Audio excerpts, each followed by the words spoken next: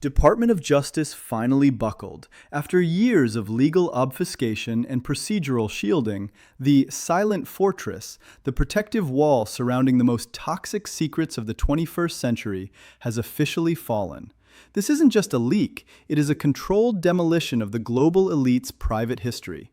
Deputy Attorney General Todd Blanche, standing before a room of stunned journalists, confirmed the release of a staggering 3.5 million pages of unredacted documents, 180,000 high-resolution images, and over 2,000 encrypted video files seized from Jeffrey Epstein's private residences.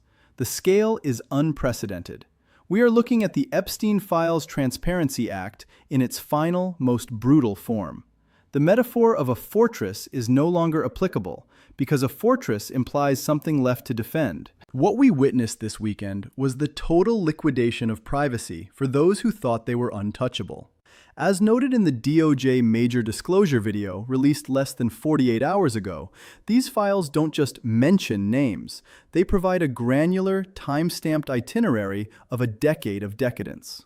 From the 2012 emails between Epstein and current Commerce Secretary Howard Lutnick to the shocking 2002 correspondence from Melania Trump to Ghislaine Maxwell regarding a New York Magazine profile, the documents represent a total evidentiary collapse. The fortress has not just been breached, it has been vaporized, leaving the current administration and its predecessors standing in the radioactive fallout of their own associations. This is the moment the theoretical became the empirical. The release has confirmed that the flight logs, previously known to the public, were merely a table of contents for a much deeper, much darker volume of interactions that have now been laid bare for the world to see. What we are seeing in the polling data released over the last 72 hours by Quinnipiac and Reuters Ipsos is not a dip, it is a demographic heart attack. According to the latest Quinnipiac University national poll, public approval of the administration's handling of the Epstein files has plummeted to a terminal 17%. For perspective, that is lower than the approval rating of the IRS during a recession. More critically, the anatomy of the crash reveals a fracturing of the base that was previously thought to be indestructible.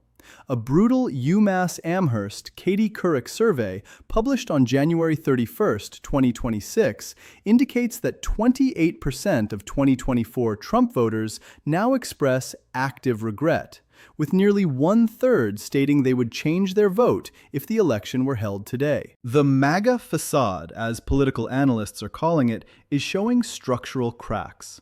70% of the total electorate, including 60% of registered Republicans, now believe the government is intentionally concealing the most damaging parts of the remaining 2.5 million pages that the DOJ has yet to release. This is a systemic shift where the information deficit is being interpreted as active complicity.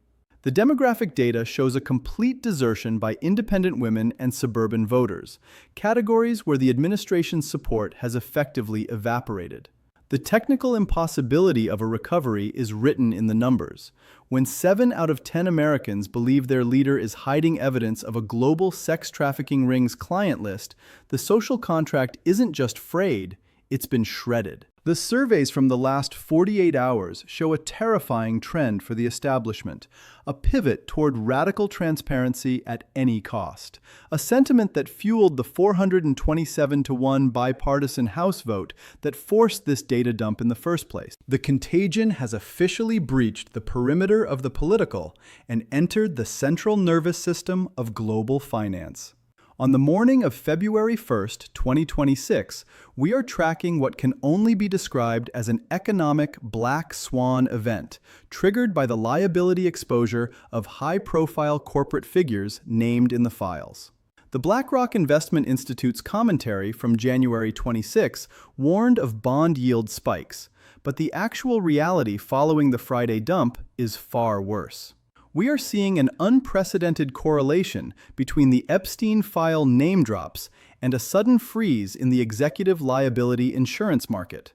Companies associated with individuals found in the 2012-2014 email chains, including major tech firms and financial institutions, are finding their D&O, directors, and officers, insurance premiums spiking by 400% in a single weekend.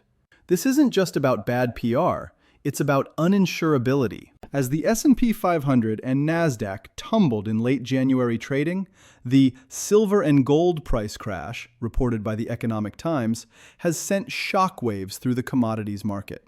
Investors are fleeing to cash, but the cash itself is trapped in a liquidity vortex caused by the tariff bond yield collision. We are looking at a $1.85 trillion corporate bond risk. If the figures named in the DOJ files, which include nominees for the Federal Reserve chairmanship and cabinet-level secretaries, are forced to resign or face investigation, the key person risk could trigger a massive sell-off that the markets are not equipped to handle. The insurance bond liquidity triangle is collapsing because the truth has become a liability that no algorithm can price. This is the definition of a black swan, a highly improbable event with a catastrophic impact, where the moral hazard of elite associations has finally been called due by the global markets. The psychological portrait emerging from the Mar-a-Lago winter White House is one of a leader in total, embittered isolation. Reliable sources within the inner circle describe a weekend of unparalleled rage as the president realizes that the art of the deal cannot be applied to 3.5 million pages of forensic evidence. The documents contain specific, salacious, and uncorroborated allegations that were submitted to the FBI's National Threat Operations Center, claims the president has dismissed as unfounded and false through a DOJ press release, yet they haunt the digital landscape. The files include a 2012 message, sender redacted, asking, "What does J.E. think of going to Mar-a-Lago after Xmas instead of his island?" This single sentence has reignited the firestorm over the timeline of their falling out, suggesting a much longer and more intimate association than the mid-noughties cutoff previously claimed. The president is reportedly obsessed with the Trump accusers spreadsheet found in the August 2025 FBI internal emails, which details dozens of tips ranging from the innocuous to the unthinkable. In this isolation, the power of the autopen is being questioned. While the president rants about weaponized justice, his own hand-picked officials, like Todd Blanche and Pamela Bondi, are the ones presiding over the release. The realization of defeat is setting in, not a defeat at the ballot box, but a defeat by the very bureaucracy he sought to tame. He is a leader who has promised transparency as a weapon against his enemies, only to find that the Transparency Act he signed in November 2025 has become a circular firing squad. The psychological disintegration is visible in the late-night social media posts, which have shifted from defiance to a desperate technical defense of legal privilege that his base no longer accepts. In the corridors of power, the scent of blood is unmistakable. The betrayal of elites is no longer a conspiracy theory, it is a legislative fact. The 427-1 vote in the House of Representatives to pass the Epstein Files Transparency Act was the Judas moment for the current administration. Only a single representative stood with the president, while the rest of the GOP, including his most vocal loyalists, defected en masse. But the true danger lies in the silent competitor. While the president is locked in his Florida bunker, a new coalition is forming, led by figures who remained quietly compliant until the files dropped. We are seeing the rise of a reformist wing that is using the Epstein disclosures to purge the party of the Epstein-era elite. The naming of Howard Lutnick and the scrutiny of Elon Musk's 2012 Island Party inquiries have created a power vacuum. The internal enemy isn't just the Democrats. It's the 500 lawyers at the DOJ who worked through Christmas to ensure these documents were ready for the January 30 deadline. They are the silent competitors, the institutionalists who have decided that the preservation of the system requires the sacrifice of its current head. The betrayal is even deeper within the cabinet. As the files reveal the deep social ties between the financier and current nominees like Kevin Warsh, the administration's ability to govern is being paralyzed from within.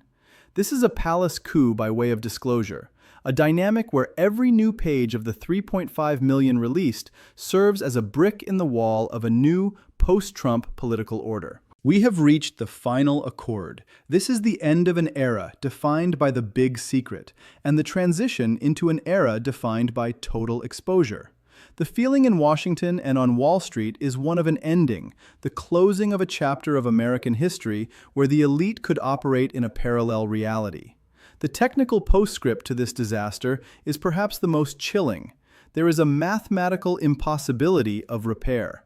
The DOJ has identified a total of over 6 million potentially responsive pages, but has only released 3.5 million. This 2.5 million page trust deficit is a gap that can never be closed.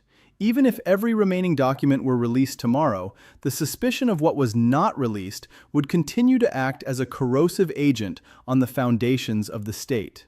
The trust index has hit a mathematical zero. In the genre of a political thriller, this is the part where the protagonist realizes the bomb cannot be defused because the timer is linked to the heartbeat of the system itself. As we look at the Epstein files through the lens of the last 72 hours, we see more than just names. We see the technical architecture of a collapsed civilization. The bond yields will not normalize, the poll numbers will not rebound, and the fortress will not be rebuilt. We are witnessing the final, dying echoes of a power structure that thought it could hide forever behind redactions.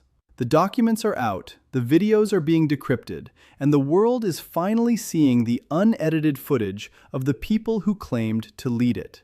This is not just a news cycle, it is the final technical postscript on the impossibility of the current status quo. The end of the beginning has passed. We are now simply waiting for the end.